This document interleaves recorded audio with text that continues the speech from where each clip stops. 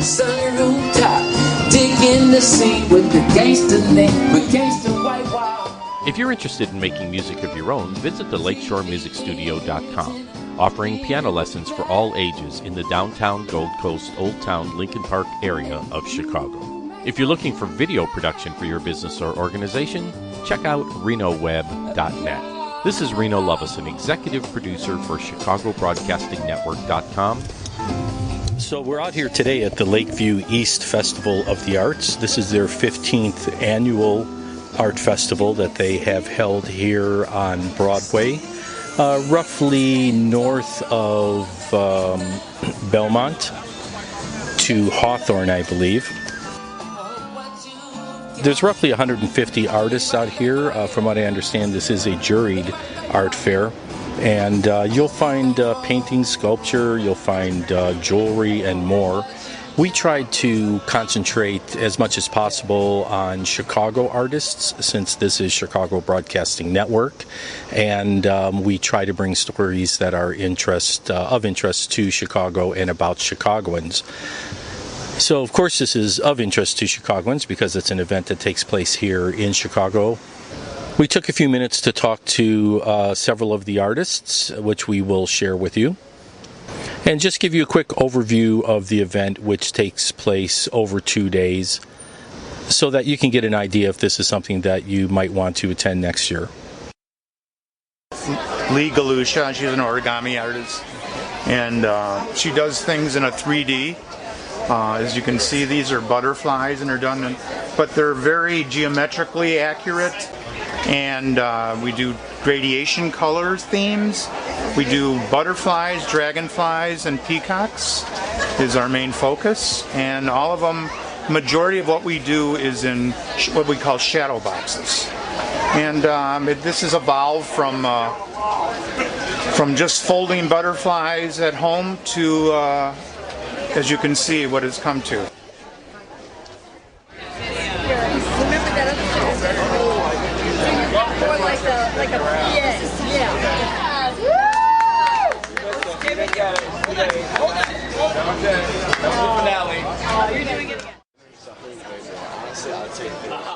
Chicago artist. I've been making this kind of art for the past 10 years.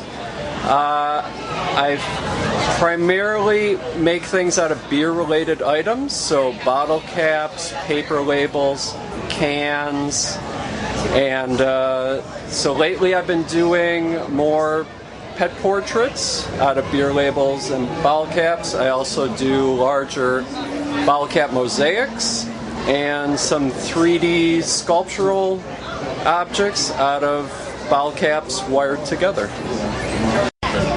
So this is showing the back of a three-dimensional bottle cap sculpture, showing how the individual caps are all wired together to create curvilinear three-dimensional spaces. So in a small tent environment like this, you can't see a bottle cap mosaic when you're up that close, so I have binoculars that people can look through backwards to see the mosaic as if they were 30-35 feet away. I'm online. I have an Etsy store, Drink Beer Make Art, and I'm on Instagram at Drink Beer Make Art. So some of the food offerings here include the Brazilian Grill, which is at 3204 North Broadway. There's also the Urban Raji, offering obviously Indian food.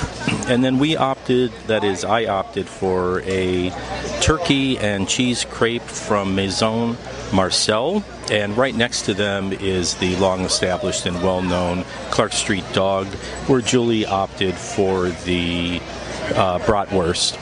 Because I missed getting to the Lincoln Square Festival this year. So I missed my bratwurst. We're washing this down with a beer from Dry Hop Brewery called Community Flashlight. And the first thing I'll say about this beer is that it's kind of foggy in color, which I don't know if that's good or bad, but it looks a little bit like swamp water. But the taste is pretty good, and it's got kind of a grapefruity flavor, I would say, which to me, whenever I say that, just means that it has sort of a bitter aftertaste with quite a bit of citrus overtones. But that pretty much explains the hoppy part of it.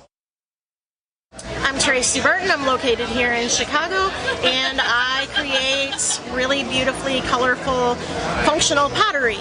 I paint it all by hand or create it using different colors of glazes and colored slips and underglazes. I have bowls, mugs, little platters. I have Christmas ornaments even though it's September. And everything is individual and unique. There's nothing exactly alike. I work out of Lil Street Art Center at Ravenswood and Montrose. I do a lot of sgraffito and carving, which is where I got my business name, Scratchy Eye Studio.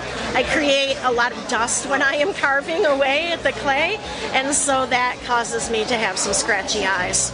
This is a beautiful example. I put the colored slip over the clay while it's still leather hard or it's slightly damp, and then I take specific little tools and carve away all the designs. Then I glaze and fire. You can find me at www.scratchyeyestudio.com. I live in Andersonville. Good. I don't have a car, so I find everything by bike. So I'm under tracks a lot, and I'm in alleys with the back porches, and that's where I find everything. I take it back to the studio because they're big paintings. I do smaller ones in the field, and then use the color information back in the studio. And Chuck Myers at rcn.com. I focus too much on your That is looking east from Hollywood and Edgewater. So that's the paint building. We're located here in Lakeview at 2917 North Broadway. We serve a lot of local art, jewelry, metaphysical goods as well.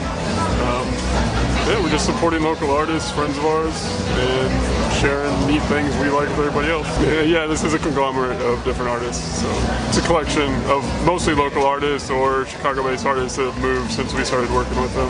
Yes, theinklingshop.com.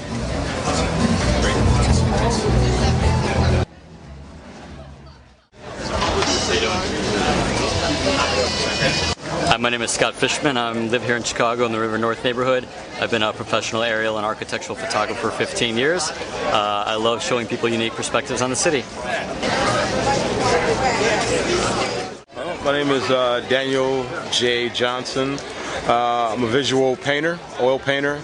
I'm at the Lakeview East Art Fair. I'm a local artist here in Chicago. I live north, up by Rogers Park. Born and raised here in Chicago, 51 years. Been painting for over 25 years, doing art fairs for about 10 years, maybe a little bit more. And I love just the grassroots of being out here with the people. I do surrealism and also do Americana, so you'll see a lot of African American references, historical references, and then I do my own surreal stuff, which range from something as simple as these paintings here and something as difficult as these two paintings here, which are some of my more popular works. I can't really pinpoint and say that some works better than the other. People gravitate actually towards everything, which is a good issue to have, good problem to have. You know, it's funny because people always ask me what inspires me, what artist inspires me. I can't say a particular artist inspires me. Of course, I love the old masters' work, you know, and that's kind of what that is an inspiration for me. But as an artist, you can actually be inspired by anything. You know, it doesn't necessarily have to be one particular thing. It can be a song. It can be something you've seen. It can be a person walking by or something somebody said. It could be almost anything that can inspire you to, paint a piece. For me, I do it because I get a good I guess, response from the audience or public, if you will. So that's one of the things that inspired me to keep painting is people like my art, and so why would I stop painting? Yeah. People like the art, you know. So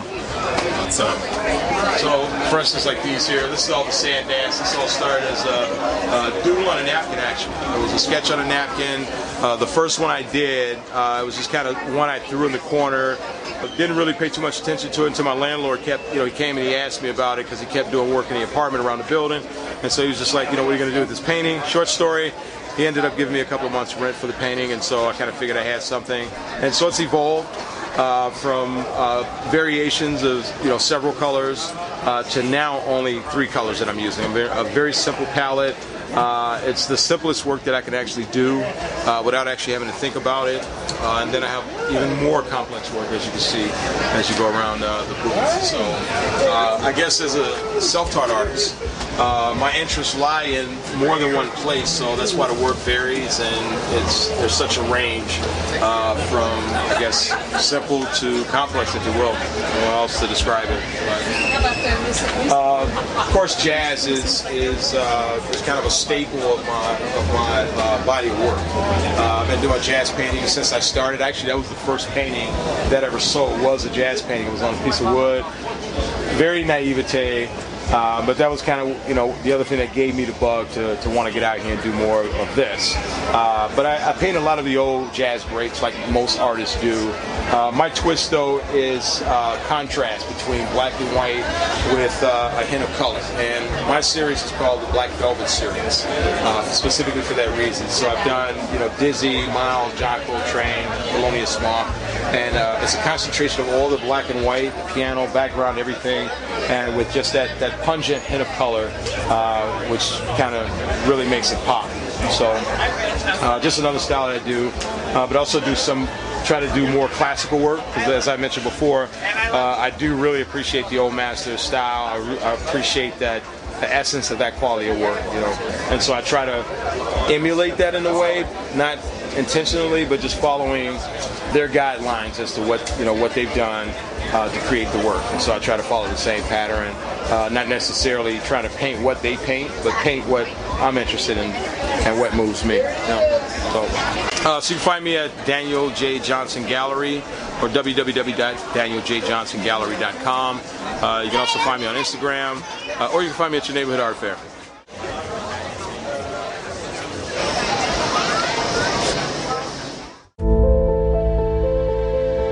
If you need video production for your business or organization, check out renoweb.net.